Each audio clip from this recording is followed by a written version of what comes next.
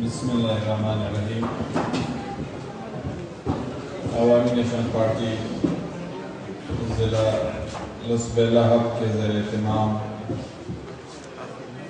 باچا خان امن کانفرنس میں اس وقت اسٹیج پہ تشریف فرما عوامی نیشنل پارٹی سندھ کے صدر محترم شاہی سید صاحب، عوامی نیشنل پارٹی کے مرکز ناصر ملکہ امین اللہ کاکڑ ایڈوکیٹ، پشتونخوا ملی عوامی پارٹی کے صوبائی سیکرٹری فقیر خوشحال خان قاسی صاحب، انڈین اور نیشنل پارٹی کے قائدین، اور میرے سامنے اس حال میں تشریف فرما عوامی نیشنل پارٹی ضلع لسبیلہ ہب کے ذمہ داران، خصوصاً اس پروکار تقریب کے روح رواں پارٹی کے ضلعی صدر محترم منان اخوان اور ان کی پوری ٹیم، آج کے اس پروگرام کو صبح سے اس وقت تک کوریج کرنے والے صحافی بھائی، میڈیا کے دوستوں، آپ سب کی اجازت سے یقیناً سب سے پہلے میں عوامی نیشنل پارٹی ضلع لسبیلہ ہب کے صدر، ان کے تمام کیبنٹ کے اراکین اس پروکار تقریب کو منعقد کرنے کے ہر قدم ہر پل پہ مدد اور تعاون کرنے والے ایک ایک ساتھی کا شکریہ ادا کرتا ہوں کہ کوئٹہ اور اپنے پشتون علاقوں سے دور ایک بلوچ ڈسٹرکٹ میں باچا خان امن سیمینار کے نام سے اتنے پرمغز بہترین پروگرام کا انعقاد کر کے میں ضلع لسبیلہ ہب کے تمام ساتھیوں کو، ان کے ضلعی تنظیم کو خراج تحسین پیش کرتا ہوں۔ کوشش کرتا ہوں کہ انتہائی مختصر وقت میں اپنی تقریر مکمل کر لوں۔ یقیناً ایک طرف انسان اگر دیکھ لے، یہ دنیا قائم امن سے ہے۔ قرآن کے الفاظ اگر آپ خدا کے سامنے رکھتے ہو تو حضرت ابراہیم علیہ السلام نے سب سے پہلے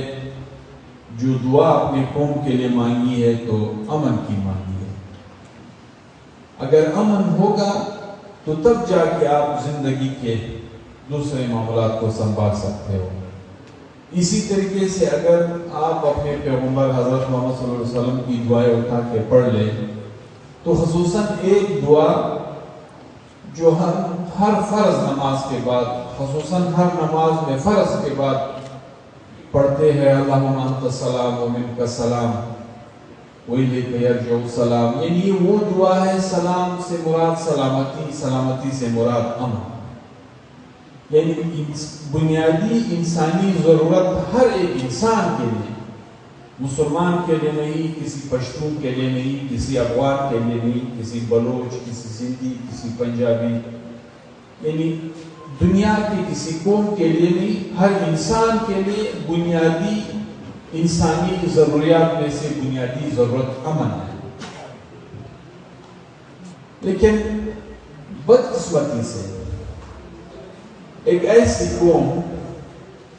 جس کی انسانیت کے ساتھ ساتھ، اسلام کے ساتھ ساتھ اپنے ہی اقدار، اپنے ہی روایات میں جو سب سے زیادہ زور دیا جاتا ہے وہ بھی پشتونولی کے دائرے میں اگر آپ دیکھتے ہو تو سب سے زیادہ زور امن پہ دیا جاتا ہے، روایات و اقدار کی پاسداری پہ دیا جاتا ہے۔ جس قوم میں روایات و اقدار ہو، پھر اس کی پاسداری ہو تو اسے امن بنتا ہے۔ لیکن وہ باچا خان جس نے 100 سال پہلے اپنے فلسفہ سیاست کی بنیاد عدم تشدد کے نام سے رکھا ہے، 100 سال کے بعد بھی پشتونولی میں رہتے ہوئے، اسلام میں رہتے ہوئے، اور پھر ایک ایسے ملک میں جو کہتے ہیں کہ پاکستان کا مطلب کیا لا الہ الا اللہ، اور لا الہ الا اللہ کا بھی بنیادی فلسفہ اگر آپ ڈیٹیل سے گہرائی میں جا کے پڑھیں گے تو اس کا بھی بنیاد جا کے انسانیت پہ، انسان کی ہر لحاظ سے اس کے حقوق کی پاسداری پہ جا کے منتج ہوتا ہے۔ ان سب میں ہوتے ہوئے بھی ہم 21ویں صدی میں امن کے متلاشی ہیں۔ نہ بادشاہ خان کے اس عظیم جدوجہد میں جس میں قید، جلاوطنی، شہادتیں، لاشیں، یہ سارے تکالیف شامل تھے، اس وقت تک ہمیں اس دھرتی پہ امن کا گہوارہ دیکھتے ہوئے مل نہیں رہا ہے۔ نہ اسلام کے نام پہ معرض وجود میں جو کہتے ہیں یہ ملک بنا ہے، نہ اس کے ہوتے ہوئے ہمیں امن ملا ہے، اور نہ آج تک دنیا والوں نے انسانیت کے ناطے اس دھرتی پہ امن پھیلاتے ہوئے ہمیں امن دیا ہے۔ یقیناً یہ ساری باتیں جو ہم آپ کے سامنے مخاطب ہو کے کہہ رہے ہیں، ہم سب کے لیے سوال طلب چیزیں ہیں کہ آخر وہ کون سی قوتیں ہیں، آخر وہ کون سے قوانین ہیں، آخر وہ کون سے ارادے ہیں جو 21ویں صدی میں 100 سال پر محیط جدوجہد کے بعد بھی ہمیں امن سے جینے نہیں دے رہا ہے۔ خدا نخواستہ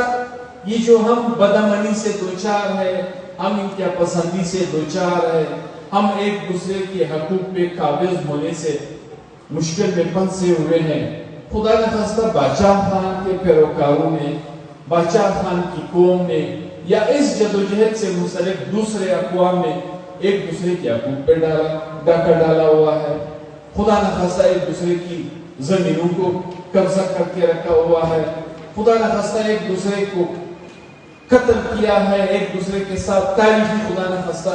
کوئی جھگڑے، کوئی رنجشیں چلتی آ رہی ہیں، کہ پھر بھی ہم سب 21ویں صدی میں اسلام کے نام پہ معرض وجود میں بنے ہوئے ملک میں امن کے متلاشی ہے۔ 100 سال پہلے بادشاہ خان نے بنیاد اپنے تشدد سے رکھا ہے، لیکن 100 سال کے بعد بھی جس طرح یہاں پہ ہم دوستوں نے بات کی،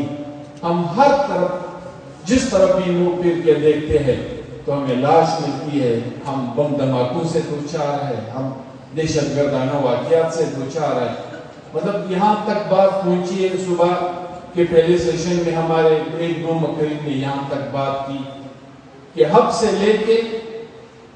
چمن تک، چمن سے لے کے خیبر تک، خیبر سے لے کے پشاور تک، یعنی یہ پورا خصوصاً پھر اس میں یہ 2 صوبے جس طرح بھی کوئی خبر آتی ہے تو وہ دہشت گردی کی ہوگی، وہ قتل و غارت گری کی ہوگی، یا یہاں تک کہا گیا کہ اس پورے علاقے میں صبح جب ہم اپنے بچوں کو اسکول بھی بھجواتے ہیں تو واپسی پہ ہمیں ڈر لگتا ہے کہ خدا نخواستہ وہ صحیح سلامت گھر بھی پہنچیں گے یا نہیں۔ یقیناً اس تمام تر صورتحال کے پیچھے ایک قوت کار فرما ہے۔ بادشاہ خان ایک عدم تشدد کی بات نہیں کی تھی، عدم تشدد سے جڑے ہوئے بادشاہ خان نے اس بنیادی انسانی حقوق کی بات کی ہے جو ہم ایک فلاحی ریاست کی طرف لے کے جا سکتے تھے، جو ہم ایک قانونی ریاست کی طرف لے کے جا سکتے تھے، جو ہمیں ایک آئینی ریاست کی طرف لے کے جا سکتے تھے، جو ہمیں اپنے وسائل پہ اختیارات ملے کی طرف لے جا سکتے تھے، جو ان سب کو اکٹھے کر کے ہمیں خوشحالی، ترقی اور بھائی چارے کی طرف لے کے جا سکتے تھے۔ لیکن شروع ہی دن سے ہمارے ساتھ جو کلواڑ کھیلا گیا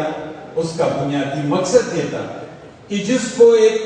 اسلامی فلاحی ریاست کا نام دیا گیا، اسلامی ریاست بنا، نہ فلاحی ریاست بنا، بلکہ ایک سیکیورٹی اسٹیٹ میں تبدیل کیا گیا۔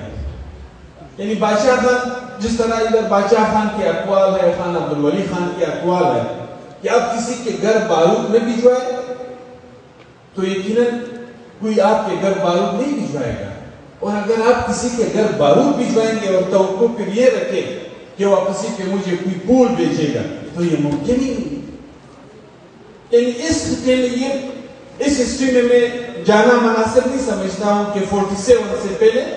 اس طرح کی ریاست کا بنانا کیوں محسوس کیا گیا، یہ ضرورت کیوں محسوس کی گئی کہ 47 کا یہ پاکستان اس طرح سے بنا کے ہمیں دے گا۔ اس ہسٹری میں جانا مناسب نہیں سمجھتا ہوں، لیکن اس کے بعد سے جب یہ بات ہمارے قوم کے سامنے رکھی گئی کہ یہ فلاحی ہوگا، یہ اسلامی ہوگا، یہ تمام اقوام کے حقوق کا محافظ ریاست ہوگا، اور ان کے ہمسایوں کے ساتھ بڑے اچھے تعلقات ہوں گے، اور اس بنیاد پہ یہاں پہ تجارت کو وسعت ملے گی، یہاں پہ بزنس کو وسعت ملے گی، یہاں پہ ہر ایک کی زندگی محفوظ ہوگی، وہاں پہ تمام بنیادی انسانی حقوق جو ایک انسان کے حق میں ہوتے ہیں یا جس پر ایک انسان کا حق سمجھا جاتا ہے وہ تمام محفوظ ہوں گے۔ آج ہم پوچھنا چاہتے ہیں کہ اگر یہاں پہ ہم عدالت کی بات کریں، جس طرح کہا جاتا ہے کہ دوسری جنگ عظیم کے بعد، برطانیہ کی شکست کے بعد، جب چرچل نے پوچھا کہ جب چرچل کو کہا گیا کہ ہم تو تباہی و بربادی کے نیچ میں پہنچ گئے، سب کچھ ہمارے ہاتھ سے نکل چکا ہے، ہمارے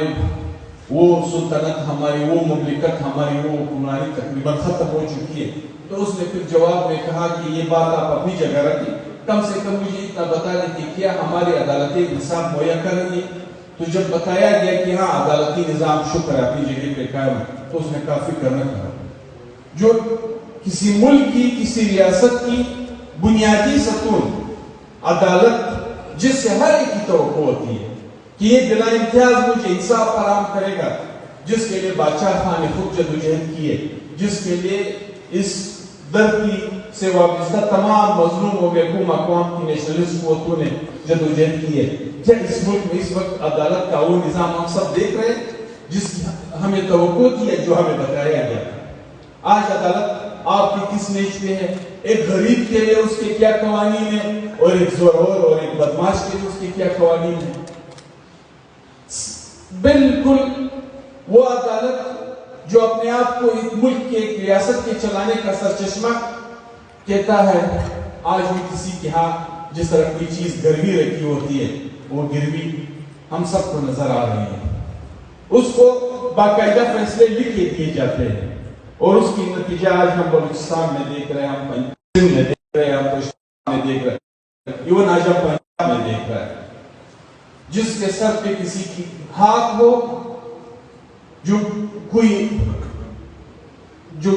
جب کسی کو کوئی اپنا لاڈلا بنا دیتا ہے تو اس کے لیے عدالت کی کیا فیصلے اور کیا چیزیں سامنے آتی ہے، اور جس کے خلاف ریاست اور اس کی اداروں کا قلم ہو وہ بھی ہمارے سامنے ہے۔ ایک طرف بلوچستان میں آپ کے ہاں منٹوں میں FIR بھی کٹوائے جاتے ہیں، عدالتیں اس کو واپس ختم بھی کر دیتے ہیں، ضمانتیں مل بھی جاتی ہے، دوسری طرف ہماری مائیں، ہماری بہنیں، ہمارے سیاسی کارکن کی جو حالت ہے وہ ہم سب کے سامنے۔ اس کے بعد جب یہاں پہ ہمسایوں کے ساتھ اچھے تعلقات کی بات کی جاتی ہے تو ہم سب کے سامنے ہے کہ ایک ملک کو، اس ملک کے خارجہ پالیسی نے جس نیچ پہ لا کے کھڑا کر دیا ہے، وہاں پہ انسانیت نام کی اس وقت کوئی چیز نہیں، یعنی یہ دنیا میں کہیں پہ بھی نہیں دیکھا گیا ہے کہ ایک ہمسائے دوسرے ہمسائے کے متعلق ایک صوبے کی حیثیت سے اپنے قبضے میں لینے کا سوچے، جس طرح ہمارے ہاں ہوا ہے، افغانستان ہمارے سامنے۔ اس وقت تک جو بھی صورتحال وہاں پہ ہے وہ سب کے سب ہماری اس ریاست اور اس ریاست کی وہ پالیسیاں ہیں، نہ صرف یہ کہ جس کی سزا وہ بھگت رہے وہ تو در پدر تہس نہس ہو گئے، اس کے معاملات سے اس وقت ہم یہاں پہ جس حالت سے گزر رہے اور جس حالت سے دوچار ہے وہ ہم سب کے سامنے۔ یہ دہشت گردی کہاں سے بنی؟ اس دہشت گردی کے اس وقت تک جو نتائج، جو مصیبتیں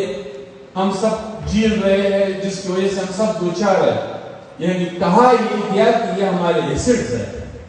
بادشاہ خان نے ان سب قوتوں کو کہا کہ اگر آپ ایک اچھے ہمسائے کے ساتھ تعلقات سنوارنا چاہتے ہو تو جس طرح آپ کی خواہش ایران کے ساتھ ہے، جس طرح آپ کی خواہش چائنا کے ساتھ ہے، جس طرح آپ کی خواہش ایون ہندوستان کے ساتھ ہے، جس کو یہ لوگ ازلی دشمن کہتے ہیں، لیکن اس کے ساتھ بھی تمام معاملات در پردہ کر کے مقبوضہ کشمیر حوالے کر دیا گیا ہے، تو ابھی ساری چیزیں سامنے آ رہی، لیکن ایک مسلمان افغان جو ہے اس کو اپنے 5ویں صوبے کی حیثیت میں لانے کے لیے اس وقت تک جو کچھ وہاں پہ کیا گیا ہے اس حیثیت کا نتیجہ آج ہم اپنے ملک میں دیکھ رہے ہیں۔ وہ جو فصل ہم نے وہاں پہ بوئی تھی اس کے کانٹے اپنے پاؤں میں یہاں پہ دیکھ رہے ہیں۔ اسی طریقے سے جس بادشاہ خان نے یہاں پہ کہا کہ ایک قوم کو اپنے ساتھ آپ اس وقت تک رکھ سکتے ہو جہاں پہ ان کے وسائل ہو، اس کا اختیار تسلیم کرنا چاہیے، اس کی بنیادی انسانی حقوق کو تسلیم کیا جانا چاہیے۔ یعنی بلوچستان کو، پشتونخوا کو جو ایک وسائل سے بھرے ہوئے صوبے تھے، خطے تھے، اس کے وسائل کو لوٹنے کے لیے آج پشتونخوا کو دہشت گردی کے ذریعے سے جس نیچے پہنچا کے رکھ دیا گیا وہ ہمارے سامنے ہے۔ یا بلوچستان میں لوگوں کو اس حد تک مجبور کیا ہے، جس طرح بھائی نے کہا کہ اس وقت ہم پارلیمنٹ میں ہوتے ہوئے کسی کے سامنے بحیثیت کے پارلیمنٹیرین بعض جگہوں پہ اپنا تعارف نہیں کرا سکتے۔ لوگوں کو یہ نہیں کہ پرسنٹیج کے حساب سے، بالکل اس پارلیمنٹ سے، اس پارلیمانی نظام سے اس حد تک اعتماد اٹھ چکا ہے کہ ہمیں نہ قانونی تحفظ دے سکتا ہے نہ علمی تحفظ دے سکتا ہے۔ یعنی یہاں تک بلوچستان میں بات جا کے پہنچی ہے کہ آج کا پورا بلوچستان اس وقت مزاحمت کا شکار ہے۔ آج بھی اگر بلوچستان کو صوبہ پشتونخوا کو اس کے وسائل پہ اختیار مل جاتا اور اس پہ اس کا حق حاکمیت تسلیم کر لیا جاتا تو کیا یہ نوبت ہوتی؟ یہ جنگ کہاں سے اور کس بنیاد پہ شروع ہوئی؟ سن 56 سے لے کے اس آپریشن سے جس کے نتیجے میں نواب نوروز خان کو قرآن کے واسطہ دے کے پہاڑوں سے اتار کے پھانسی پہ چڑھا کے جامع شہادت دیا یا اس کے ساتھیوں کو شہید کیا گیا، پھر 70 کی دہائی تک اور پھر نواب اکبر خان بگٹی کے ساتھ جو کچھ ہوا، یہ تو پریپلین جان بوجھ کے اس طرح کے سلسلے یہاں پہ کیے جاتے تاکہ پورے علاقے کو وار زون میں تبدیل کر کے پھر ان کے وسائل لوٹے، ان کی اختیارات چھینے، یہاں تک کہ اس وقت بلوچستان میں ہم سب کے سامنے ہے کہ کوئی اسکول کی بات نہیں کرتا ہے، کوئی ہاسپٹل کی بات نہیں کرتا ہے۔ یہ جو ایک خونی شہر کوئٹہ کراچی ہمارے درمیان ہے، کوئی اس پہ بات نہیں کرتا ہے کہ جو روز ہمیں درجنوں کے حساب سے ایکسیڈنٹ کے ذریعے سے لاشیں دیتے ہیں، لیکن بلوچستان میں ہر جگہ، ہر ماں کی زبان پہ، ہر بہن کی زبان پہ، ہر روز پریس کلب کے سامنے احتجاج، تربت سے لے کے چمن تک اور یوب تک جو احتجاج ہم دیکھ رہے صرف اور صرف امن کی بھیک مانگ رہے ہوتے ہیں، اور امن بھی جس سے جس کو ہم معاوضے سمجھتے ہیں کہ اس وقت ہم نے اس ملک کو اس نیچ پہ لا کے کھڑا کر دیا ہے کہ جہاں پہ بھی کوئی بم دھماکہ ہوتا ہے کوئی یہ نہیں کہتا ہے کہ یہ دہشت گرد ہے، کیا پسند ہے، ہر ایک کی طرف، ہر ایک کا اشارہ ریاست کی طرف ہوتا ہے کہ یہ پریپلین دھماکہ ہے، یہ پریپلین خودکش ہے۔ پشاور مسجد کا دھماکہ ہم سب کے سامنے، وہاں پہ سب نے بیک زبان ہو کے مطالبہ کیا ہے کہ اس کی خلاف تحقیقات ہونی چاہیے، یہ کوئی خودکش نہیں ہے۔ کیا ایک خودکش دھماکہ اس طریقے سے پوری بلڈنگ کو بٹھا سکتا ہے؟ کیا ایک خودکش دھماکہ ایک مسجد کے اندر بیک وقت ایک انسانوں کی جان لے سکتا ہے؟ اور اسی طریقے سے ہمارے ہاں جو بھی ٹارگٹ کلنگ ہوتی ہے، آج تک میں نے کسی ٹارگٹ کلنگ کے بعد اس کے لوائقین، اس کی جماعت کی زبان پہ یہ بات نہیں سنی ہے کہ یہ تو چور ہے، یہ تو لٹیرا ہے، یہ تو ڈاکو ہے، یہ تو کرمنل ہے، یہ تو خدا نہ خاصہ کوئی اور بلا ہے، بلکہ ہر ایک یہ کہتا ہے کہ نہیں، یہ ریاست ہے اور ریاست کی طرف سے ہمیں یہ مشکل درپیش ہوئی ہے۔ تو یہاں پہ صورتحال ہمارے سامنے اس لیے بہت زیادہ گمبھیر ہے کہ ہر درپدری، ہر لاقانونیت، ہر غیر آئینی اقدام کے پیچھے اس وقت اس ملک کے جتنے بھی بسنے والے ہیں اس ملک میں، ان سب کی رائے ایک ہی ہوتی ہے کہ اس کے پیچھے ریاست اور ریاستی ادارے۔ آج پاکستان کی سطح پہ پارلیمنٹ کا یہ جو سلسلہ چل رہا ہے، ایک پارٹی بھی یہ کہتا ہے کہ یہ سارے پناہ جنرل کی وجہ سے ہیں، اور دوسری پارٹی جو حکومت میں ہے وہ بھی یہ نہیں کہتے کہ یہ آپ کی وجہ سے، وہ کہتے ہیں کہ نہیں، آپ کو پناہ جنرل نے بتایا تھا۔ یعنی دونوں طرف سے ریاست کو، جنرلوں کو گالیاں پڑ رہی ہیں۔ کیونکہ انہوں نے یہ کردار ادا کیا ہے. آج اگر مسلم لیگ نون کی طرف سے، پیپلز پارٹی کی طرف سے، پی ڈی ایم کی حکومت کی طرف سے جو بھی اسٹیٹمنٹ سامنے آتا ہے تو وہ فیض کا نام لیتے ہیں اور فیض کے ساتھ کام کرنے والوں کے نام لیتے ہیں. اور اسی طریقے سے وہ جو لاڈلا تھا جس کے ارد گرد پولیس دنیا جان کی فورس اکٹھے ہو کے پھر بھی وہ دروازہ کھٹکھٹا نہیں سکتے ہیں، اس کی طرف سے جو بھی اسٹیٹمنٹ آتا ہے کہ سارے معاملات کا ذمہ دار باجوہ ہے. اور ایک طرف بھی عدالت کی جنرل ججز کا نام لیا جاتا ہے اور دوسری طرف بھی عدالت کی ججز کا نام لیا جاتا ہے. ایک کہتا ہے کہ اس ملک کی اس وقت کی تمام تر ذمہ داریوں کا، برے حالات کا ذمہ دار ثاقب نثار اور کوسو ہے، جبکہ دوسری طرف سے آواز اٹھتے ہیں کہ نہیں، ان تمام تر معاملات کا ذمہ دار پناہ جج اور پناہ جرنیل. تو جہاں پہ وہی ادارے جو سب جن سے توقع کی جاتی ہے کہ عدالت ہمیں انصاف فراہم کرے گا، وہ تباہی اور بربادی کے معاملات میں ملوث ہو جائے، جہاں پہ کوئی اپنے سر کی امان کے لیے کسی کی طرف متوجہ ہو، جہاں پہ محافظ بھی آپ کا خدا نخواستہ قاتل نکلے، جہاں پہ آپ کے بکھرے ہوئے لاشوں کے بعد کوئی سوال اٹھا ہے کہ اس کے ذمہ دار ریاست اور ریاستی ادارے،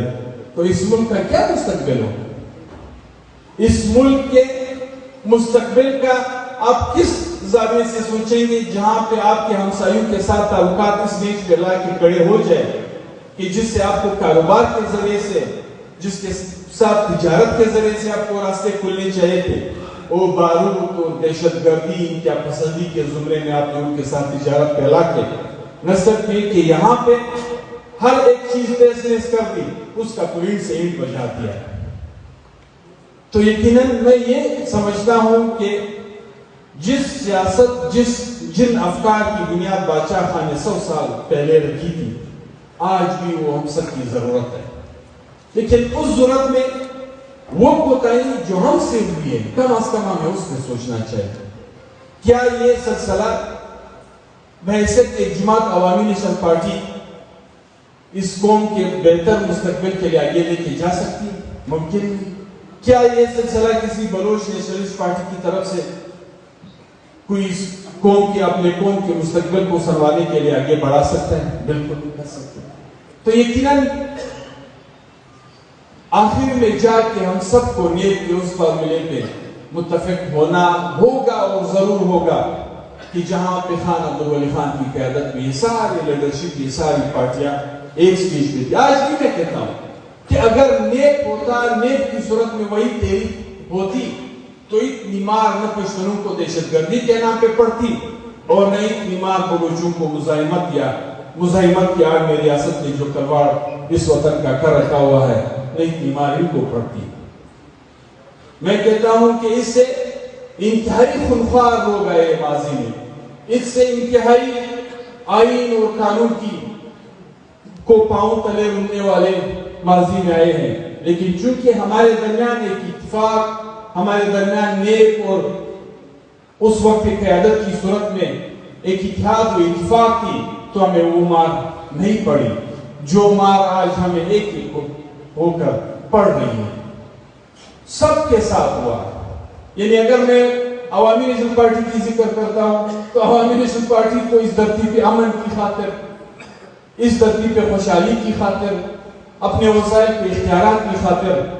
درجنوں نہیں، سووں نہیں، ہزاروں کی تعداد میں لاشیں اٹھانی پڑی. اسی دھرتی پہ اگر آج آپ دیکھ لیتے ہیں تو سردار عطا اللہ خان مینگل یا ان کی جماعت یا نیشنل پارٹی یا وہ بلوچ قوم پرست جو اتنے سخت اور مشکل حالات میں بھی پارلیمنٹ کی بات کرتے ہیں، آئین کی بات کرتے ہیں، قانون کی بات کرتے ہیں، اس کو کتنا مار پڑا ہے، کس حد تک اس کے ورکر سے لے کے لیڈرشپ تک شہید نہیں کیا گیا ہے، کیا کیا ظلم ان کے ساتھ نہیں کیا گیا ہے. تو یہ حقیقتاً اگر ہم اکٹھے ہو کے وہی نیک، وہی بادشاہ خان کے فلسفے جس میں ہم سب متفق ہیں، ایسی بات بھی ہمارے درمیان ہے کہ کسی کو بادشاہ خان کے افکار سے اختلاف ہے، کسی کو خان عبدالولی خان کی کردار سے اختلاف ہے، یا خدا نخواستہ اس ملک میں ایک آئینی جمہوری پارلیمنٹ کی بالادستی کی جدوجہد کے لحاظ سے عوامی نیشنل پارٹی کی سیاست سے کسی کو اختلاف ہے، اور نہ ہی کسی کو سردار عطاءاللہ خان مینگل، نواب خیر بخش ملی بزنجو صاحب یا اس وقت کے اکابرین اور لیڈرشپ کے کردار و عمل سے اختلاف ہے، نہ اس کے آج کے جانشینوں کی صورت میں، پارٹیوں کی صورت میں اس کے سیاسی ایجنڈے سے کسی کو اختلاف ہے۔ جب ہمارے درمیان اختلاف بھی نہیں ہے اور ہم سب مظلوم بھی ہے تو یقیناً حق چوکی کے اس پروگرام کو ایک ماڈل رول بنا کے ہمیں آگے بڑھنے کے لیے اتحاد و اتفاق کے اس دامن کو پکڑنا ہوگا جو لیب کی صورت میں تھی، جو خان عبدالولی خان کی لیڈرشپ میں اس ملک میں بسنے والے مظلوم و محکوم اقوام کی صورت میں تھی۔ میں آخر میں ایک مرتبہ پھر عوامی نیشنل پارٹی ضلع لسب اللہ حق کے صدر منان افغان اور ان کی پوری ٹیم کو اس طرح کے انتہائی پروقع پروگرام کے انعقاد پہ عوامی نیشنل پارٹی پورے بلوچستان کی طرف سے مبارکباد بھی پیش کرتا ہوں، خراج تحسین بھی پیش کرتا ہوں، اور آخر میں یہ بات کہتا چلوں کہ اس طرح کے پروگراموں کے انعقاد یہ وقت کی ضرورت ہے۔ وہ بادشاہ خان، وہ خان عبدالولی خان یا وہ طریقے جن کی بدولت اس وقت تک ہمیں اگر کچھ ملا ہے تو انہی کی بدولت ملا ہے،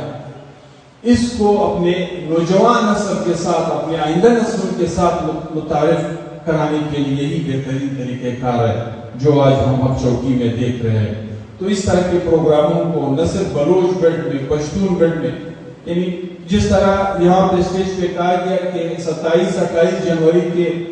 اس فنکشن میں جو کنونشن سینٹر اسلام آباد میں منعقد ہوئی تھی، یعنی دنیا میں کافی عرصے کے بعد، میں اگر یہ کہوں کہ 20-25 سال کے بعد ایک مرتبہ پھر بادشاہ خان کو، خان عبدالولی خان کو، ان کے ساتھیوں کی جدوجہد کو اپنے اصل شکل میں پھر دیکھا۔ وہاں پہ جو کچھ کہا گیا، یعنی وہ یہ نہیں تھا کہ عوامی نیشنل پارٹی کے کہنے پہ کسی نے کہا، وہاں پہ ہمارے وہ مقررین جو سیاست سے بھی تعلق نہیں رکھتے تھے، جو جرنلسٹ تھے، جو لکھوات تھے، جو ادیب تھے، جو شاعر تھے، یعنی ان میں سے اکثر دوستوں نے یہاں تک کہا کہ ہم نے جس بھی اسوار علی خان نے جس بھی کتاب کا ہمیں حوالہ دیا یا جو کتابیں ہمیں اس سیمینار سے پہلے دیے تھے ان کا تو ہم مطالعہ کر چکے ہی تھے۔ اس کے علاوہ ایسی بہت ساری کتابیں تھیں جس کو آج تک عوامی نیشنل پارٹی کے اپنے ساتھی بھی پڑھ نہیں چکے، جو بادشاہ خان تھے، جو خان عبدالولی خان پہ لکھی ہوئی ہے۔ تو یقیناً بادشاہ خان کے افکار کے ساتھ، خان عبدالولی خان کی جدوجہد و افکار کے ساتھ اپنے نئے نسل کو متعارف کرانے کا اس طرح کے بہترین پروگراموں کے انعقاد کے ذریعے سے ہی ہم کر سکتے ہیں۔ آخر میں صبح سے اس وقت تک جتنے بھی سندھ کے صدر سے لے کے صبح یہاں پہ سردار اسلم بوتانی صاحب یا جو بھی نیشنل پارٹی، پشتونخوا عوامی پارٹی، NDM، ہمارے وکلا برادری سے، صافی برادری سے جتنے بھی ساتھیوں نے آ کے اس پروگرام میں شرکت کی، سب کا شکریہ ادا کرتا ہوں۔ شکریہ۔